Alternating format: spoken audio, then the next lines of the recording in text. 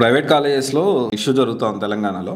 Telangana government సంబంధించి ఈ ఫాతి president కానీ లేకపోతే ఇప్పుడు ఏదైతే ఉందో 12,000 కోట్లు బకాయి ఉంటే సో ఈ ఫీజు రియంబర్స్మెంట్ విషయంలో దాదాపు ఒక 1200 వరకు నేను క్లియర్ చేస్తానని చెప్పి దాంట్లో కూడా 300 వరకు క్లియర్ చేశారు. చాలా కాలేజెస్ క్లాసులు కూడా జరగకుండా ఇప్పుడు ప్రెసెంట్ దాని గురించి స్టూడెంట్స్ కానీ ధర్నా చేయడం కానీ ఇవన్నీ జరుగుతూ ఉన్నాయి. సో అందుకని నెక్స్ట్ 2026 లో మీరు గుర్తుపెట్టుకోండి, చూసి జాయిన్ అవ్వండి. అంటే రెండు సైడ్ నుంచి కొంచెం వీళ్ళ సైడ్ నుంచి వీళ్ళు చెప్పేది వీళ్ళు చెప్తున్నారు, government students point of students చెప్తున్నారు, కాలేజ్ పాయింట్ ఆఫ్ కాలేజ్ చెప్తున్నారు. దౌర్భాగ్యం విషయం ఏంటి అంటే అఫ్ కోర్స్ రియంబర్స్మెంట్ అనేది మంచి విషయమే, చాలా మందికి హెల్ప్ అవుతుంది.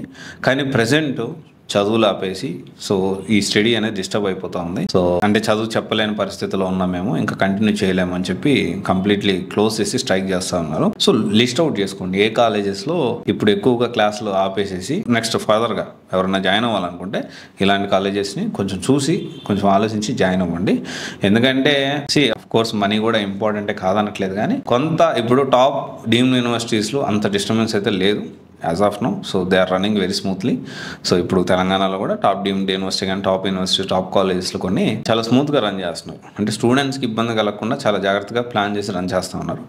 అలాంటివి చూసి డెసిషన్ తీసుకోండి. సో సీఎం రేవంత్ రెడ్డి గారు కూడా ఈ విషయంలో కొంచెం సీరియస్గా వార్నింగ్ ఇచ్చారు. సో ఇది ఒకసారి మీరు గమనించగలరు. Thank you.